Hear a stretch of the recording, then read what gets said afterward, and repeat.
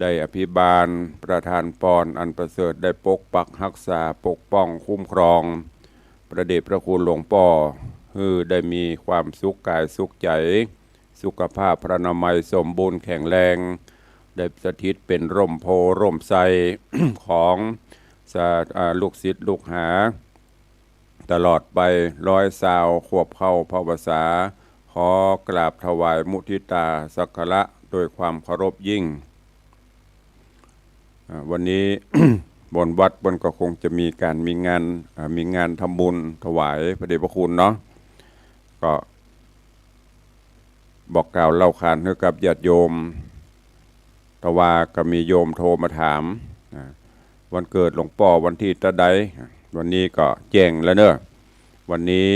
2 กันยายนเป็นวันครบรอบอายุวัฒนมงคลพระเดชพระคุณหลวงพ่อท่านเจ้าคุณพระธรรมเสนาบดีท่านเจ้าอาวาสวัดพระธาตุเจ้าดอยสุเทพราชบวรมหาวิหารอธิบดีสงฆ์ภาค7เนอะภาค7ประกอบไปด้วยจังหวัดเชียงใหม่ลำพูนแม่ฮ่องสอนถึงพระเดชพระคุณหลวงพ่อได้ปกครองคณะสงฆ์วันนี้ก็แจ้งให้ญาติโยมทั้งหลายร่วมกันเนอะตั้งจิตอธิษฐานคือพระเดชพระคุณท่านเจ้าได้มีสุขภาพพระนามัยสมบูรณ์แข็งแรงเป็นลมโพลมไทรของศิษยานุศิษย์ลมโพลมไทรของญาติโยมศรัทธาตลอดไปตัวก็วันนี้ขอน้อมต้อนรับทุกท่านเข้าสู่รายการเนอะทางหน้าจอ Facebook ไลฟ์ตอนนี้ก็เจริญปอนโยมแก้วรอดสการไว้สาเจ้าสาธุไว้สาท่านพระครูสาธุเนอะเจริญปอนต้อนรับพิธาจารย์มคณายกปุจารพินันอิสมเตปินสาธุไว้สาปรมีเจริญปอนเนอะเจริญปอนคุณโยมสุวรรณอินใหญ่คุณโยมทองคำทิวงคำนะเจริญปอนพินันลาเนอพินันจรันปิยะจันดอยซิวเจริญปอนโยมสลินทิพย์บุญเลิศโยมสุมาลีพูดงามเจริญปอนคุณโยมปีอัญชลีคำกิติที่กำลังเข้ามาติดตามรับชมรับฟังเป็นกำลังใจกันทางหน้าจอ Facebook ไลฟ์ในตอนนี้ ก็ขอบคุณทุกท่านเนอะที่กำลังเข้ามาตอนที่กำลังเข้ามาก็เดี๋ยวตรงจะไปตักตายมาหลุนเนาะ ก็วันนี้อากาศก็อึมครึมอยู่ในพายุลูกใหม่จืดโหลืมไปละลูกนั้นไปลูกนี้มาเนาะประกอบกับบ้านเมืองก็กำลังจะว่าจะได้ร้อนระอุเนาะการบ้านการเมืองการสปะ ทุกที่ทุกแห่งเศรษฐกิจก็บดี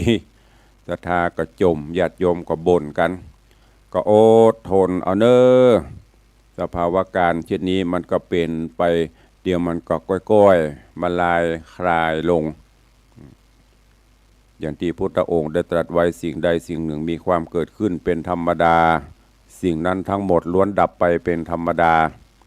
มันเกิดขึ้นมันก็หุ่มเหมือนเกิดขึ้นตั้งอยู่ดับไปเกิดขึ้นตั้งอยู่ดับไปน่ะเป็นไปตามกระแสธรรมสัจธรรม ก็เวลามันขึ้นก็จะไปเหลืองเวลามันลงก็จะไปเศร้าซอยเหงาหงอยปรับสภาพกันไปอยู่กันไปอะไรจะเกิดมันก็เกิดอะไรจะดับมันก็ดับเนาะเราจะไปฝืนมันก็ไม่ได้ที่สำคัญนั้นไซยึดหลักธรรมคำสอนขององค์พระชินวรสัมมาสัมพุทธเจ้าน้อมใส่เกล้าใส่หัว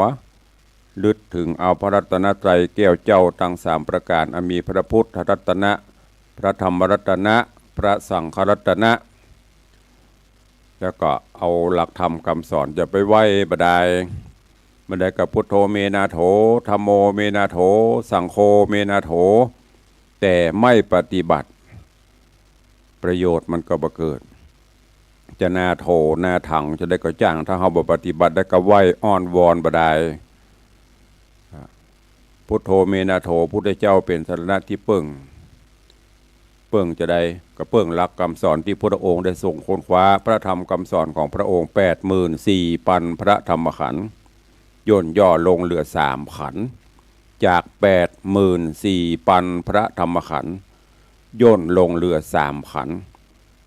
อันได้แก่ไตรสีขาก็คือศีลสมาธิและปัญญา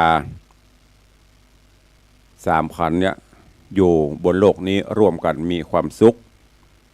มีการเบียดเบียนมีการบีทามมีอย่างด้วยการมีศีลมีธรรมศีลรักษากายวาจาใจเฮา สมาธิกำเนิดความติดใจตั้งมั่นแน่วแน่ปัญญาก็คือรู้จักแยกแยะผิดชอบชั่วดี3ข้อเนี้ยมาถ้าไปจำ84,000 5,000จำเอา3ข้อนี้แล้วนำมาปฏิบัติบะเบียดเบียนบะบีทาไผมีศีลกำกับตนกำกับตัวกำกับกายว่าจะใจจะอู้จะจาอันใดออกไปจะทำอันอย่างลงไปก็มีศีล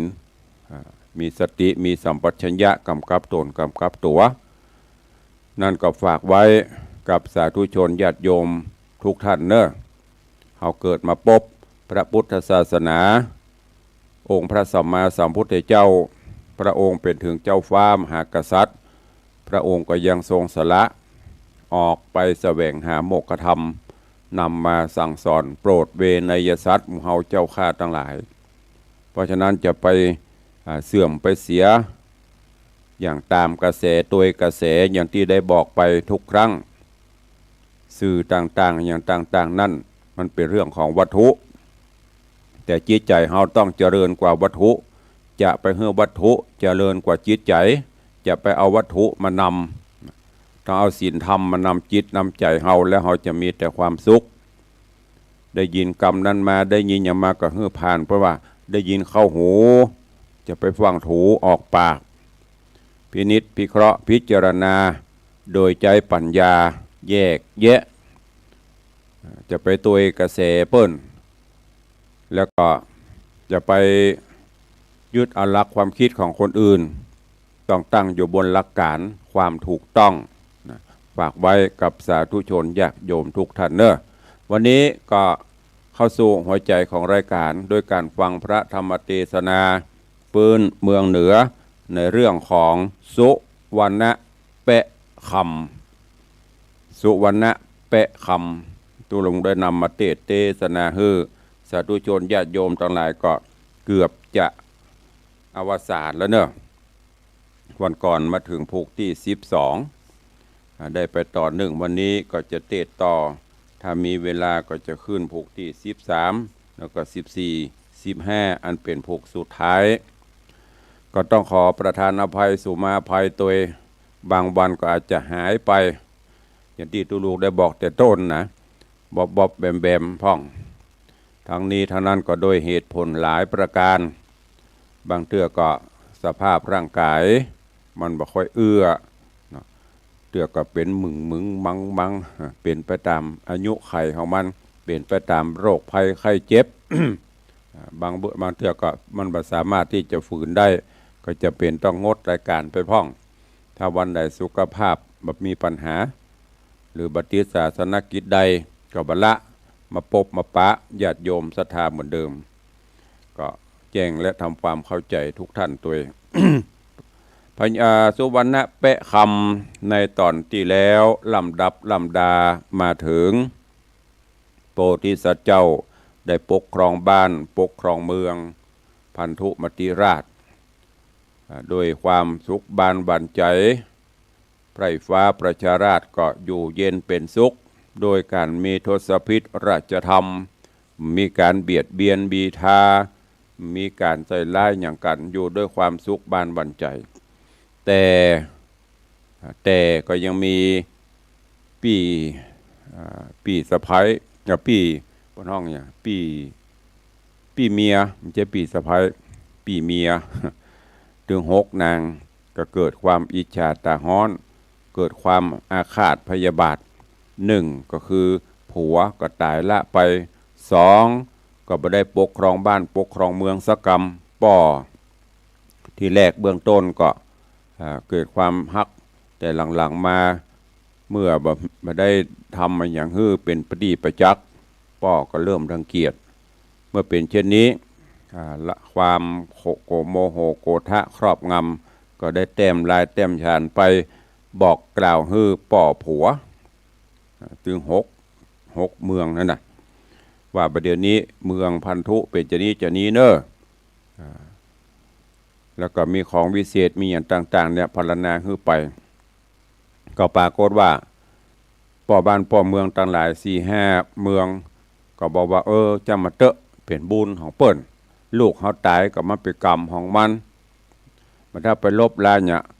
อย่างบ้านเฮาก็มีเปลอะอย่างบ้านเฮาก็มีหลาย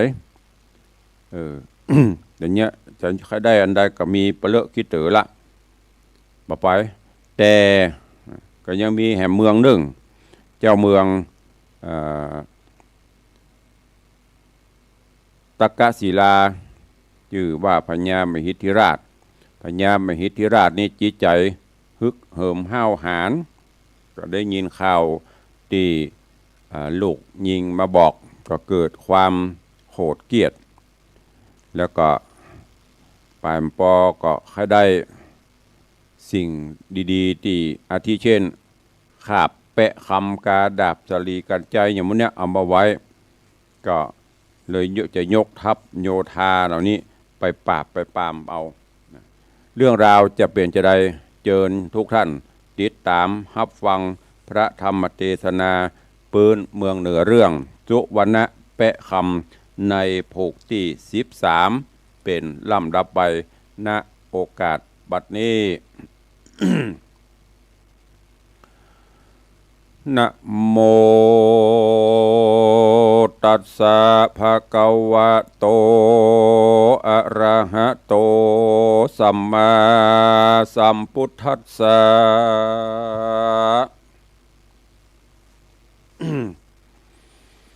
สาธโวฟังลาโสตุจนะสัพปุเรสะตั้งหลายตั้งยิ่งใจน้อยใหญ่ผู้มักไฟพระสงฆ์อาจินจงใคร่พรากหือพ้นจากเครื่องกาคือตุกนาต่างในโลกกว้างสงสารเป็นคนผ่านกันยากก็ลำบากมองชีเป็นคนมั่งมีหลายแหล่ตุกก็แพ้ตัวมามีบุตรตาธิดาใหญ่น้อยบ่หูถ้อยเอากรรมก็เป็นตุกนำแต่เล่าแยมแก่เท่าจะลายามไปมาลำบากก็เป็นตุกยากถนัดใจยามหนาวในเมื่อยไข่ตุกก็เอาไม้เผาโลนเกิดมาเป็นคนโลกว่าอ่างตุกบ่ห่างให้นี่การป่าละมีน้อยใหญ่บ่เมียนควายเตรียมมาบ่เมียนควายเต็มตนก็จักป้ากันตายเกิดเอากำเนิดลายโหนพาดเวียนบนลืมเล่าบ่หูเก่าและไปอ่านนับลายแสนจาดบ่หูขาดเครื่องเขียนการป่าละมี10สิ่งบวนละมวลยิ่งยามใดจริงกลาไกลไปหอดเวียงแก้วยอดเนระปานสุขสำราญชื่นจอยตุกใหญ่น้อยดับหายกาอ่านตังลาจูโอโพยอมได้โหและฟังมาแม้นมีการนาน้อยใหญ่ก่อนละวางไว้เป็นดีเปื่อสร้างปาลามีตัวเก่าเหือมากเต่าถมนาจริงปากันมาพร้อมแน่อยู่ท่าฟังธรรมจุงดาจำติดต่อตามบาทคอบาลี ว่าปุณณาติวะเสมหิทธิราชาดังนี้เป็นตนบาดนี้แด่เตอะปุณณาติวะเสการวันลุนรุ่งเจ้าเต้าเป็นเจ้ามหิทธิราชาผู้ปัลลาหาวหาดก็มีราชองค์การแต้มสันไปรอดยังเจ้ายอดบุญภายว่าดูราชายจะถอยเจื้อตำต้อยสามานมานะหารอาจกราขึ้นเป็นเจ้าฟ้าภาพเวียงใจ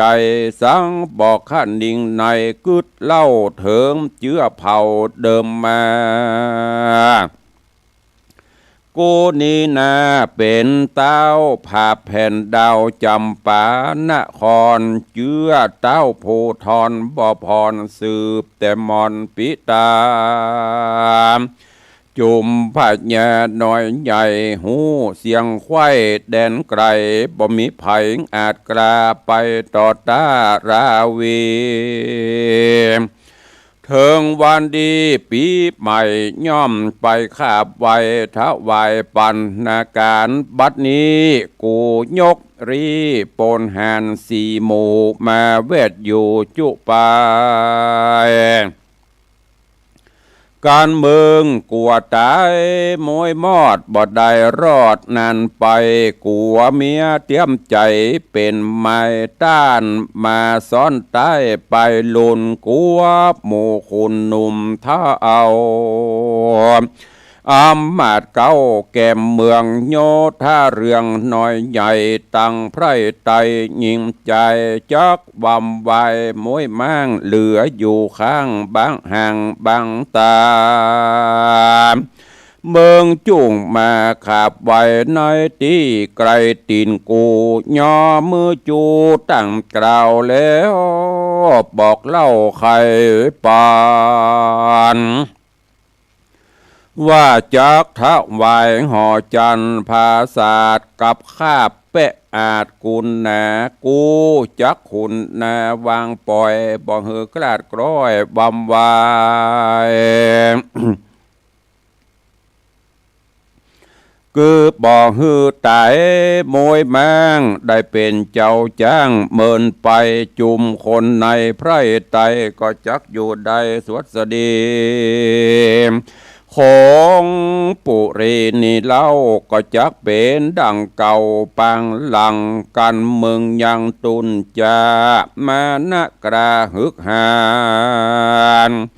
บ่ตามราชองค์การกูเต้าอันได้บอกกล่าวใครปันกูจักเรียวปันเข้าผาบเกณฑ์ขนาบเตเมืองเผาห่อคำเหลืองภาษาดเฮือพินาศเพตาเอาของนั้นนาน้อยใหญ่ไปจัดใจเมืองโตนเอาโอริปนพระน้อยไปเป็นข้าคอยกระทำการกันฮือแต้มสารเมียนจอดเต้าเจ้ายอดมหิทธิราชาก็ฮือคุณตั้งตารีบห้าวนำไปถวายเต้าหนอมุนีก็มีหันเล่นนาโพธิสัตว์โต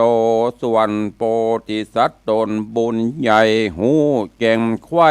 ลายสันก็เรียกคุณแห่นหนุ่มท่าเอาตั้งเต้าเจ้าเดิมมาคือพญาตนป้อ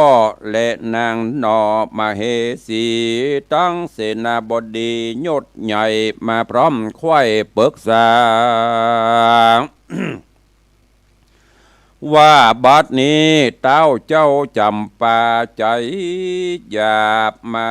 จักมาภาพเมืองเฮาเพื่อหวังเอาภาษาดวันน่าอาจเรื่องรายกับข้าเปะคำเรื่องใส่กุลใหญ่เอาไปไว้เมืองตนกันเฮาบ่โปนโดย การเฮาบ่ปั่นโดยง่ายมันจากเนี้ยให้ราวีคือเผาปุรีเมืองกว้างเฮอเป็นเมืองแห่งเมืองวายขอด้านตั้งหลายหน่อยใหญ่จุงกึดควายคันนี้เองนายหูสันใดจงกล่าวหูข่าวสับปันว่าเฮาบ่ปันปราศาสกับข้าเปะคำอาจคำสายเรือจักเลวไวใจอ่อนยกยื่นต้อนวางปันเพื่อฮื้อมันได้พรากหนีไปจากราชธานีเฮอเจ้าปุรีไพรน้อยหายตำก้อยมองผ่านกันหนอโปที่ญานโตนองอาจกล่าวเสียงขาดกำจาม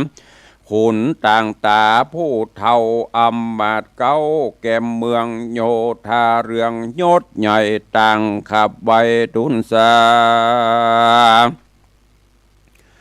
ว่าข้าแด่มหาราชเจ้าโตนเป็นปิ่นเกลาเจ้าเมืองกันว่าโยธาเรืองต่างนาว่าอาจกราฮึกหันตั้งเต้าผู้บานมเหติราชเจ้าภาศาสตร์หอขวางเขากินเล็กกินข้างตังเขาจุข้ามเจ้าแรงงายกวนรีบทะวายยกยืนโดยใจจื่นไปปั่นกันจุ่มเข้ามันนั่นเล่ายังกินเข้าเป็นอาหารตั้งของหวานหลายสิ่งละสะยิ่งนานาดังเหล่าลานี้ใส่ขออย่าได้วางปาน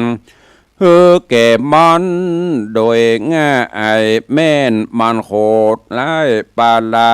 ยกโยธาเขาภาพเกณฑ์ขนาบเตเมือง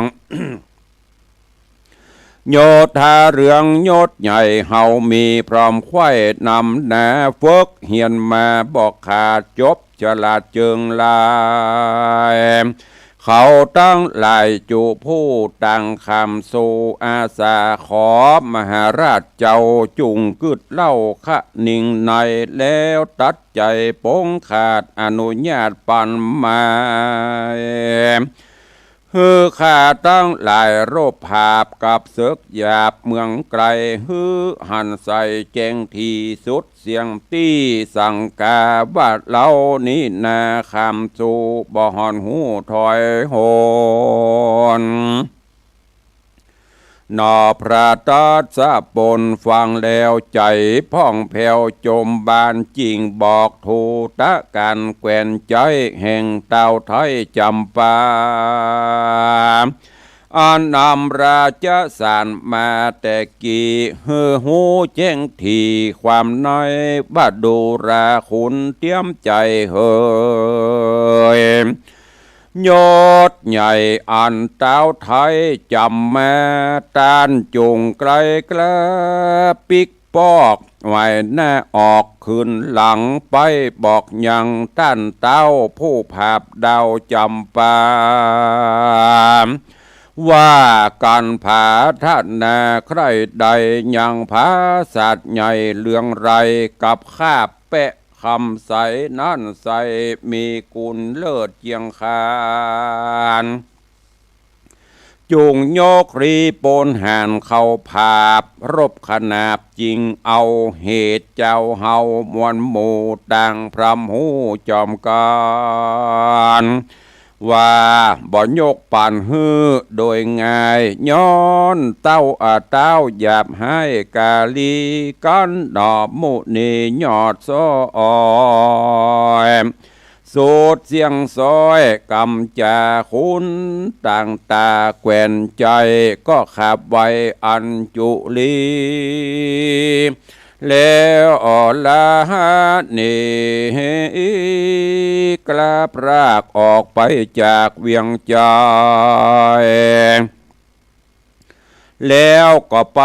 กลมกล่าวบอกด้านเต้าเจ้าจำปาเกือพญามหิทธิราชผู้หาวหาใจไฟเฮือหูความในเสียงควายตามกันหากได้ฟังมาก็มีหันแหละนะเมื่อนั้นพญามหิทธิราชผู้ห้าวหาดใจหานฟังโทตะการแกว่นใจไข่ขับไว้สุดกำโกธาดำโคดหาวห้องเอิ้นเป่าโยธาว่าสู้อย่ารอราจ้าอยู่เข้าภาพสู่เร็วไวจุมจ้างใจตัวแกว่นจูงรีบเร่นไปจูจนประตูใหญ่กว้างฮือแตกมั่งเพตาเพื่อฮือเสนามวลหมู่เล่นเข้าสู่ไปน้อยดังปืนไฟหมอกนาดอย่าได้ขาดสับปันจุงปากันเล็งส่องยิงเข้าห้องเวียงใจเปื้อฮือไฟวูใหม่โมดเสียงควายปลาจุมโยธาโหห้องสนันกองดินดานจางป้ายสารห้องแสนมาเต้นเล่นสะสนจุมริปนอาจกระถอดดาบทาดาฟอนพองก็มาถือพันเงาหอกเต้าอยู่ไปนอกปลาประตูหนามันแก่นหับตับแน่นเหลือใจคนปอปันไข่จิ้งใดหากมีแต่ไทยเดิมมากำแป้งหนา12 ศอกสูง3ว่าบอกเป็นไม้อมอกลายยิงใส่บ่ปังได้ดังใจเสียลูกไปปังเป่ายิ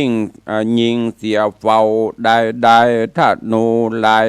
ประนูไฟลายไว้ว่อมยิงเข้าห้องไปน้อยหอเฮือนใดอยู่ไก่ไฟโวไม่เป็นเปลวติดถลำเร็วลายแหลมีจุเงไปน้อยพอควันไฟมะมงบุปุ้งขึ้นไปบนจุมหมู่คนน้อยใหญ่ต่างกังไกเววาพองตักน้ำมาหดหลอบบ่ฮือลูกตอดลำไปพองตกใจเล่นกว่ามีแต่ผ้าติดตัวและเครื่องครัวก้าใหญ่บ่หอนใดอันใดจากเวียเจ้าเวียงใจม้วนหมู่เล่นสะสู่สะโซนโกลาโหนยื้อเอือกเงาเกิดควายดาวราชธานีแย้มนอนเสนาบดียศใหญ่หันไพรไตหญิงใจต่างกวดตายตัวสั่นใจบ่มันเววาจิงมาทุนนาสาจริงปากันกุลสากมกล่าวบอกหนอพระเจ้าถ้าลงยานว่าเสกใจหานต่างไทยเวทเวียงไว้จุไปโคนยิ่งใจไพรน้อยต่างต่ำก้อยมองเงาเหตุจุมเขานั่นใส่บ่หอนใดเกยหันจริงปากันสะต้านตัวดาวด้านเวียงใจเฮากวนออกไปรบหาบกับเสกหยาบกาลีฮือเขาได้หนีออกห่างไปอยู่เด่นกว้างแดนไกล พื่อฮือคนในไพรไตหายมนไม่มองเหงารีปนเฮาสีหมูมีพร้อมอยู่นำนาต่างอาสา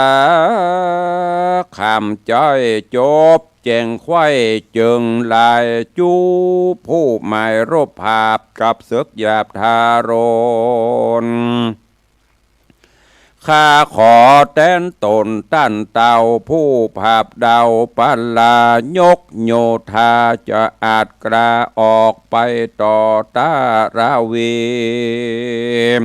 กันเสนาบดียศใหญ่กล่าวเสียงไข่สุดกำนอคุณธรรมหนุ่มเนาขนิงเล่าหันตาลก็เรียวปันโป่งขาดอนุญาตจุประการก็มีห่อนและนาเนติตังขีญาสังวันนาวิเศษจะห้องเหตุธรรมเทศนาสุวรรณเปะคำผูก13ตอนที่1ก็บังโกมสมเด็จเดชพระธรรมเทศนาสุวรรณเปะคำลำดับลำดาเถิงผูกที่13ตอนที่1เนาะโดยเวลาเรามีจำกัดก็โป่งวางไว้เต้าอี้ก่อนก่อยติดตามฟังไปเป็นตอนค้างผูก14 15เนาะแล้วก็13ค้างแหม2ผูกปลายก็จะอวสานละก็เรื่องราวในผูกนี้หลังจากที่บ้านเมืองสงบศึกหล่มเย็นดีป่อพญาโพธิสัตว์เจ้าแปะคำก็ปกครองบ้านเมืองโดยทศพิธราชธรรมเจ้าบ้านเจ้าเมืองอยู่สุขบ้านบรรจัยแต่ว่าตั้งปี้6 คนเกิดความอิจฉาตาฮ้อนอย่างที่ได้กล่าวไปแต่ต้นก็ได้แต้มลายสารคือมีหนังสือราชสารไปบอกฮือป่อผัวถึง6 เมืองเพื่อฮือมารบมาภาพมาจริงเอาบ้านเอาเมืองป่อพญา5 เมืองหันว่าโอ้มันไม่จำเป็นเข้าของสัมปติเขามีเปล่าบ่ไปอะปล่อยเปิ้นปกครองกันไปลูกเขาก็มีละลูกเขาก็ตายละต้องไปสร้างศัตรูอย่างแต่ว่ายังมีแหมเมืองแหมเจ้าเมืองหนึ่งก็คือเจ้าเมืองตกศิลาพญามหิทธิราชอันนี้พอได้รับรายสารได้รับข่าวสารมาก็เกิดความโมโหโกรธะประกอบกับมีความโลภพอได้ยินว่าเมืองนี้เป็นเมืองที่มีความสงบสุขเป็นเมืองที่มีของวิเศษของดีโดยเฉพาะคาบแปะคำข้าได้อันใดยกเอาในคาบได้หมดปรารถนาได้หมดก็เกิดความขี้โลภข้าได้ถึงความโลภความโกรธความหลงประสุมตุ่มเล่ากันเลยสั่งเสนาอำมาตย์ห่างจางห่างม้าเพื่อที่จะไปรบปลาเอาบ้านเอาเมืองเมื่อขบวน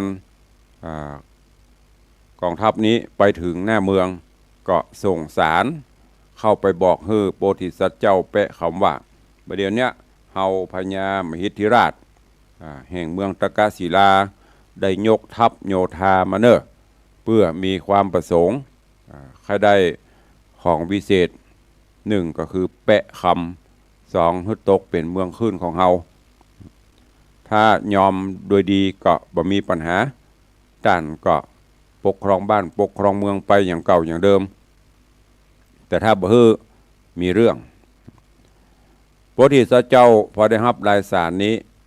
ก็เอามาปรึกษาเหล่าเสนาอำมาตย์ข้าทาสเจ้าบริพารในเมืองพันธุมติราชว่าประเดี๋ยวนี้มีข้าศึกเข้ามาประชิดบ้านประชิดเมืองเขาละแล้วก็ป่ายปอจะมาขอเอาของดีของวิเศษเขาไปตัวแหมแล้วจะให้เขาเป็นเมืองขึ้นเปิ้นแหม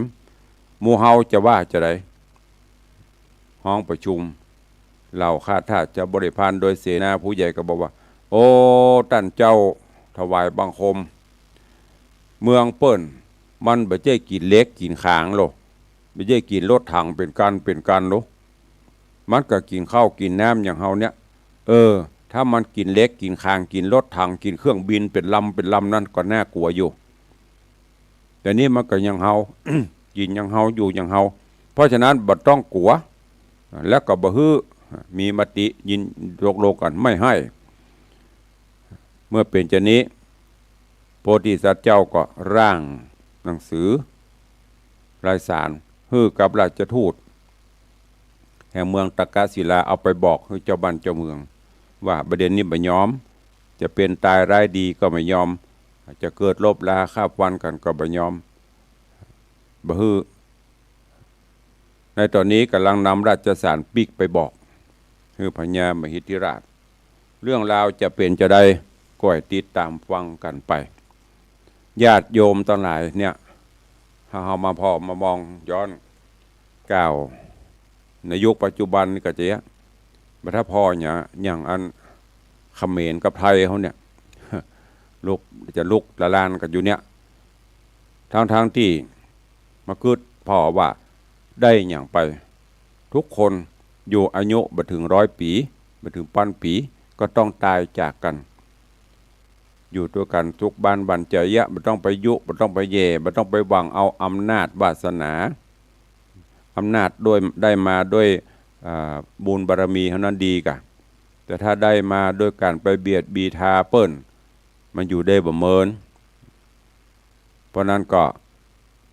ฝากไว้เนอะกับญาติโยมทั้งหลายเดี๋ยววันต่อไปตุลุงก็จะเทศในตอนต่อไปแล้วก็ค่อยสรุปสุดท้ายเขาก็ไปรวมแก่นธรรมให้ฟังว่าเรื่องราวที่มาที่ไปมันเป็นจะไดวันนี้แปะคำผูกที่13โป่งวางไว้เต้าอีกก่อนเนาะก็ในตอนนี้หน้าจอ Facebook มากันหลวงกันหลายละขอบคุณอนุโมทนาบุญกับทุกท่านเนอะตอนนี้เจริญปอนคุณโยมจรินทิพย์บุญเลิศคุณโยมสุมาลีพูดงามเนาะไผ่แหมเข้ามากันสมทรงสิทธิตาสุพินวิริยายายดอยซิวโยมเพชรโยมแม่นวลศิริหินเขียวครูบอยเทพสิทธิ์ต้นเฮือด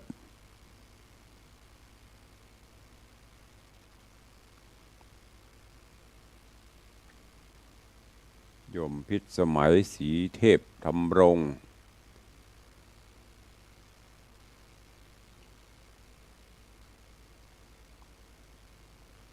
โยมจันสายแปลงหลวงโยมอย่างพ่อง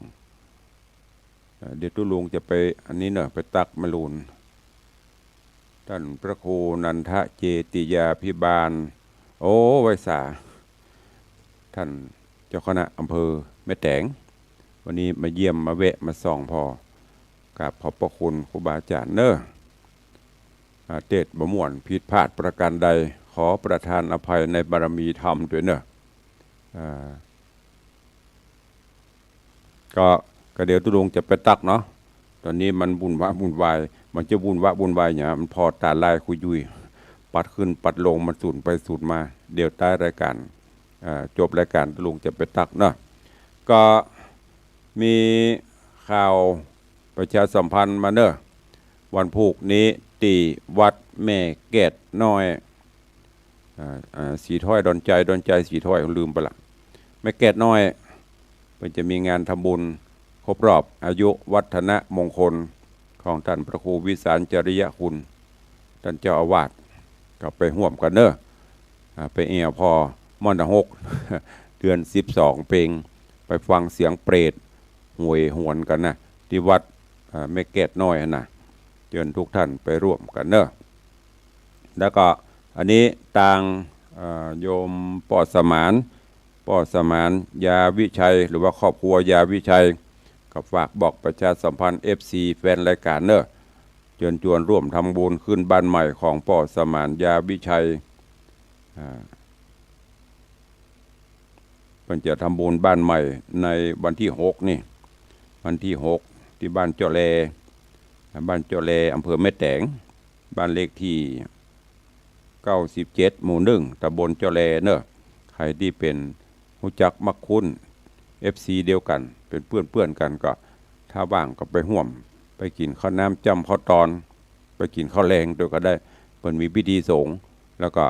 ดีกานิมนต์ตุเจ้าไปตัวนิมนต์ตุลุงไปตัวไปโปรดเมตตาที่ปุ่นเจ้าแลแม่แตงพุ่นในวันที่6ก็คงออกเดินทางเจ้าใจเวลาประมาณชั่วโมงป่ายไปปิกนะไปถึงตุลุงถึงเพราะว่าตุลุงจะไปวัดบ้านเด่นวัดครูบาเทืองก็ใกล้ๆกันนะก็ใจเวลาชั่วโมงป่ายไปปิกก็เกือบ3ชั่วโมงเหมือนกันเขาไปห่วมกันเนอะบ้านป่อสมานยาวิชัยที่บ้านเจ้าแลแม่แตงอันนี้ก็ค่อยๆประกาศไปข่าวเดี๋ยวมันจะลืมแล้วก็วันพระวันศีลหน้านี้เนอะก็จะถึงวันสำคัญแห่งวันหนึ่งนั่นก็คือวันประเพณีเปตพรีหรือว่าเดือน12เพ็งตามจารีตฮีดหอยปืนบ้านล้านนาเฮาที่ได้ปฏิบัติกันมา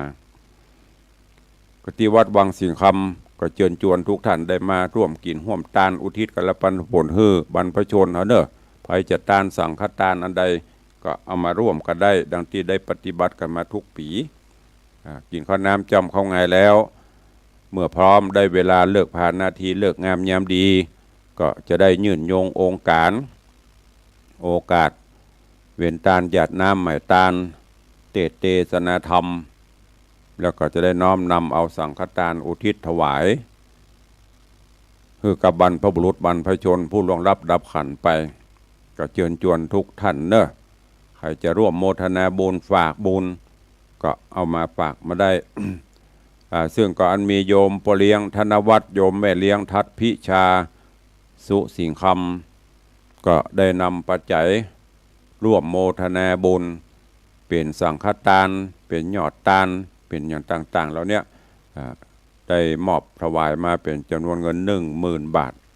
ก็ขอบคุณตัวตุลุงก็ได้ประจัดการซื้อครัวสังครัวกินครัวทานใส่เด้อใส่เป็นอย่างเป็นชุดไปโดยบุญกุศลนี้เพิ่นจะได้น้อมถวายถึงดวงจิตวิญญาณของพ่อเกิดแม่เกิดเจ้ากรรมนายเวรพระแม่ธรณีเจ้าตี้ผีปูผีหญ้าผีห่อผีเฮือนตลอดจนสุริยะตระกูลปิยะตระกูลอันมีป่ออุ้ยหม่อนเฮือนแม่อุ้ยหม่อนหลานป่ออุ้ยหม่อนอุ่นแม่อุ้ยหม่อนล่าแก้วฟูป่ออุ้ยหม่อนนันแดงแม่อุ้ยหม่อนเมาป่ออุ้ยสิงคำแม่อุ้ยสุใจแก้วนางบัวใสใจแก้วป่อทองบุญสุรินนายทองสุขเหมาชะป่ออุ้ยปันแม่อุ้ยนวลนางเกียนกีฬาทองโด่งเป็นต้นอันนี้เป็นวัตถุประสงค์จิตเจตนาของพ่อเลี้ยงธนวัฒน์แม่เลี้ยงทัดพิชาก็จะได้คืดกินคืดทานในวันเดือน12เพ็งนี้ของตู้เจ้าก็มีเนาะจะว่าบอกกษัตริย์ตุลุงก็ตานหาป่อหาแม่พ่อป่อกับเมื่อแม่กับเมื่อพี่สาวกับเมื่อละญาติกาพี่น้องเพื่อนฝูงตลอดจนบูรพกษัตริยาธิราชเจ้าตลอดจนครูบาอาจารย์อติตะท่านเจ้าอาวาสอดีตคณะกรรมการศรัทธาเขาก็ตานเขาบ่นอย่างบอกวันเกิดที่ผ่านมาก็ทำไปเด็กก็ทำไปตานไปเขากินข้าวกินน้ำเขายังกินถึงวันเนาะไม่ใช่ว่าก็หัดตานี่โลไม่ใช่ว่ากินอิ่มไปเป็น10 ขวบเข้าภาษามาเลยเนาะก็ตานไปกินไปต้องเขามีนั่นก็เชิญชวนเนอะใครจะร่วมโมทนาบุญตุลงขอร่วมบุญตัวต่อใดก็ได้สุดแล้วแต่จิตเจตนาเหลือเวลาบกี่วันเนอะวันที่7นี่แหละวันนี้วันที่2แฮม5 วันก็เดี๋ยววันที่4ที่5ก็จะไปเสาะซื้อครัวกินครัวตาลเตรียมไว้แถมอันหนึ่งที่จะเชิญชวนสาธุชนญาติโยมเนอะ ก็ตุลงได้ประชาสัมพันธ์ให้ญาติโยมตอนหลายมาโดยตลอดนั่นก็คือที่วัดวังสิงคำ ก็มีการก่อสร้างกุฏิสงฆ์โฮงหลวงอันเป็นใจเป็นที่พำนักที่อยู่ที่อาศัยหลบฟ้าหลบฝนของพระสงฆ์องค์เนนซึ่งก็จำเป็นต้องได้สร้างเพราะว่ากุฏิหลังเดิมมันชำรุดทรุดโทรมไปตามกาลเวลาสร้างมา30 กว่าปีปีนี้ก็ได้สร้างหรือหลังเก่าสร้างหลังใหม่เนอะคราวก่อนเขาก็ช่วยกันเป็นเจ้าภาพกระเบื้องก็ได้มุงไปตอนนี้ก็เริ่มโบกฉาบไปในปีนี้ก็ทางวัดมีกำหนดการที่จะทำบุญทอดกฐินสามัคคีกฐินสามัคคีซึ่งก็มีท่านเจ้าพระมหาชนการชยวังโสท่านเจ้าอาวาสวัดเจริญราษฎร์เมตเตาะอำเภอเชียงดาวอันเป็นตุลูกตุหลานบ้านวังสีคำได้เป็นเงาเป็นประธานในการทำบุญทอดกฐินร่วมกับสายบุญหลายๆสายนะที่จะมาร่วมกันโดยเฉพาะที่วัดวังสิงคำบ้านวังสิงคำก็มีโยมพี่ไอ้มาลัยโยมพี่แสงล่าหินแปงโยมอาจารย์ศรีพรณบงษาก็ได้มีกุศลจิตเจตนาศรัทธาร่วมเป็นเจ้าภาพกฐินตัวเองกำหนดการทำบุญทอดถวายเนอะวันเสาร์ที่11 ตุลาคมเดือนหน้านี้เนอะเดือนนี้เดือนนี้สิงหากันยาเดือนตุลาเดือนกันยาเดือนตุลากับเดือนหน้าเนี่ยวันที่11 ตุลาท่านผู้ใดมีเจตนาใครร่วมเนอะจะเป็นกองจะเป็นตามเจตนาก็ได้ไปว่าเป็นพระเป็นอันนี้ตุลุงไม่ได้ขอเนอะเพื่อมันมีเจ้าภาพละถ้าตามไม่ได้ก็ได้โดนตราม่ามาประเด็นนี้อย่างน้อยเขาก็ตราม่านะโอ้อย่างพิษกับได้นะไอเจ้าภาพมันมีละแต่เชิญชวนร่วมโมทนาบุญร่วมกันใครมีเจตนาจะร่วมบุญกุศลทอดกฐินในวันที่11ก็เชิญเนอะเพื่อที่จะให้กุฏิสงฆ์โฮงหลวงหลังนี้สำเร็จไปโดยเร็วจะได้ใจเป็นที่อยู่ที่อาศัยถึงวันตุลุงก็นอนห้องรับรองธรรมดาเมื่อก่อนเป็นห้องสมุดเป็นพิพิธภัณฑ์ประเด็นกลับมาเป็นกุฏิที่อยู่สำรอง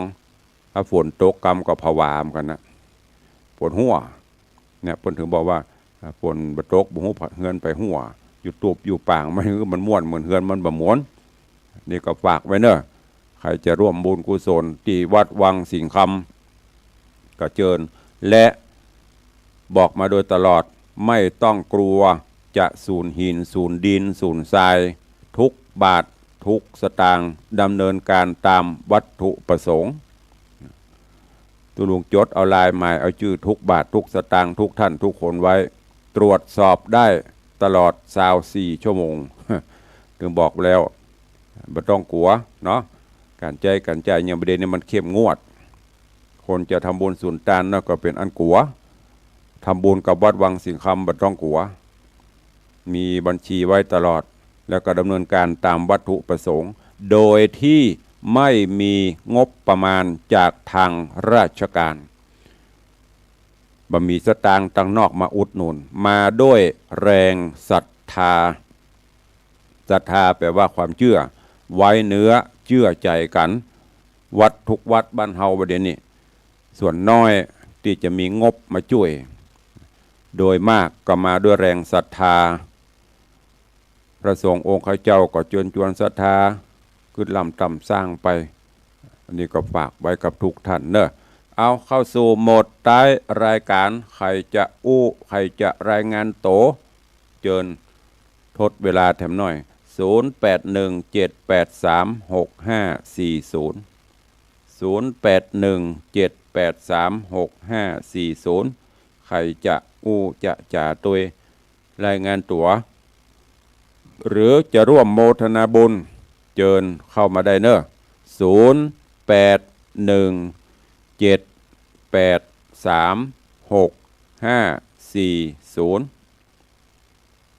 หลวงพ่อไม่แต่งจะร่วมบุญกุศลครับตู้น้องตู้หนุ่งก็ได้เนอะตู้น้องตู้หนุ่งตู้ปี่ก็ได้แล้วก็นุ่มไว้ก่อนเนาะพ้นเป็นเจ้าน้ำเพอก็หรอกเตื้ออย่างก็ห้องก็ สุนันทาเงินปอเสล้อลากเล่นอย่าเอาเขียนมาตังวัดบางสิ่งคำไปพ่องเนอะช่วยกระถินพ่องจะได้ปันแล้วของเปิ้นพร้อมหมดละข้างในวังบ่พร้อมเตื้อ เอามีก็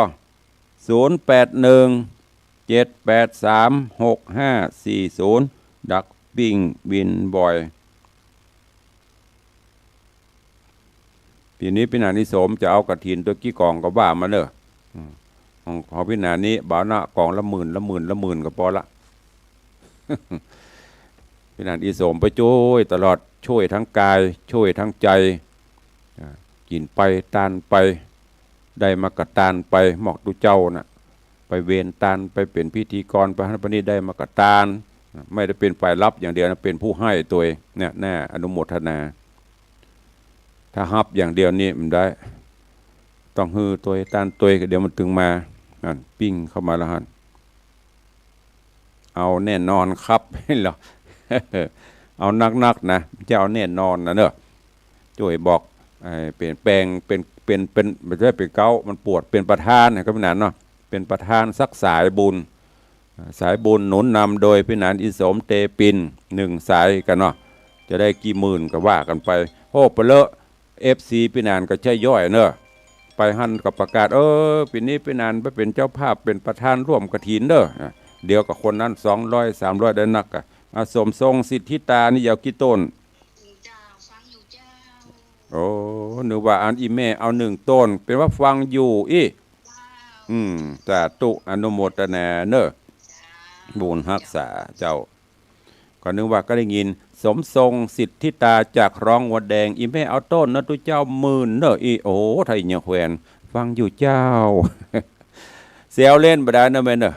ดีละฟังกันไปเป็นกำลังใจกันไปตุลุงตึงจะเนี้ยเนอะแต่พ่องเล่นพ่องเซลกันไปหยอกกันไปจะไปซีเรียสมันก็เดี๋ยวก็ค่ำก็เดี๋ยวก็แจ้งก็เดี๋ยวก็ค่ำก็เดี๋ยวก็แจ้งละจะไปอย่างน้อยอย่างน้อยเที่ยวบรรทุกอันนี้หน่อยก็ตราม่าให้เหมาะอีนะจะไปตราม่ากันต่อไปเอาเป็นม่าให้พ่องมันได้กินเที่ยวก็จ้องจะจับผิดนะนิ่งจัดรายการตั้งไลฟ์สดนี่ซ้ำหายต้องระมัดระวังแต่ตุลุงตือเปลี่ยนจะเนี้ยเนอะญาติโยมที่เข้ามาส่องมาดูตั้งไลฟ์สดก็เหมือนกันก็ระมัดระวังอยู่แต่ว่าที่ที่จาที่หยอกที่อย่างไปรู้ตัวอยู่เสมอนะมีสติมีสัมปชัญญะอยู่ตลอดไม่ได้ทะเลทลายไปเรื่อยเนอะก็หยอกล้อ FC กันไปจะเนี้ยมีแฮมกอถ้าบ่มีก็จะได้ล่ำได้ลากันแล้วเนอะจะได้ล่ำได้ลากันละเดียวทางสถานีเพิ่งก็จะมีรายการอื่นเข้ามาแทนข่าวสารงานบุญต่างๆตุลงก็จะก้อยๆทยอยประชาสัมพันธ์ไปเนอะมีข่าวสารอันใดที่จะขอให้ประชาสัมพันธ์ก็สามารถส่งมาได้ว่าพ่อแม่ครูบาอาจารย์ก็จะได้นำมาออกอากาศแจ้งบุญกุศลให้ญาติโยมได้พอจะลืมแล้วนั่นที่วัดละโวเนอะวัดละโวตำบลหนองเก๋วอำเภอหางดงก็บ่ใกล้บ่ไกลชายแดนวังสิงคำเนี่ยก็เชิญทุกท่านร่วมพิธีสงน้ำศพท่านพระครูจื่อบนแต่เขาลืมไปละพระครูปัญญาอย่างนี้แต่ชื่อจริงๆชื่อแต่คือพระครูหนอมวัดอดีตเจ้าวาดวัดระโบอดีตเจ้าคณะตำบลหนองเก๋วได้ถึงแก่มรณภาพลงอายุเปิ้น65 วันนี้จะมีพิธีส่งน้ำศพแล้วก็น้ำหลวงส่งศพเริ่มพิธีกันตั้งแต่ภาคมะงายเป็นต้นไปส่วนพิธีน้ำหลวงส่งศพก็คงประมาณบ่าย3 โมงแมลงนั่นก็นิมนต์เนอะครูบาอาจารย์ก็ดีแล้วก็เจริญพรญาติโยมที่เคารพนับถือหูจักมักคุ้นท่านพระครูวัดละโวตุลุงหูจักในนามพระครูหนอมชื่อจริงๆเปิ้นก็มันบล่ำได้ห้องนะชื่อสมณศักดิ์สัญญบัตรนี่นะจะโลกคำมันจะประจำก็ประชาสัมพันธ์เนอะวันนี้เปิ้นจะมีพิธีสงน้ำศพที่วัดละโวตำบลหนองเก๋วอำเภอหางดงมีตันใดตุลุงก่อนเนี้ยเส้นต่างถวายนั่นน่ะเข้าปากต่างถวายเข้ามาเถอะเปิ้นจะมีต่างบอก ก็เจริญพรประชาสัมพันธ์ด้วยวันนี้เวลาหมดเวลาละนำรายการจากทุกท่านไปก่อนปะกันใหม่ในวันต่อไปขอความสุขสวัสดีจุงบังเกิดมีกับพ่อแม่ครูบาอาจารย์ตลอดจนญาติโยมศรัทธาบุญเฮาเจ้าข้าทั้งหลายเนอะอยู่ดีมีสุขเหมือนกันจุตนจุองค์จุผู้จุคนเนอะจตารโอธรรมาวัตันติอายุวันโนสุขังพะลัง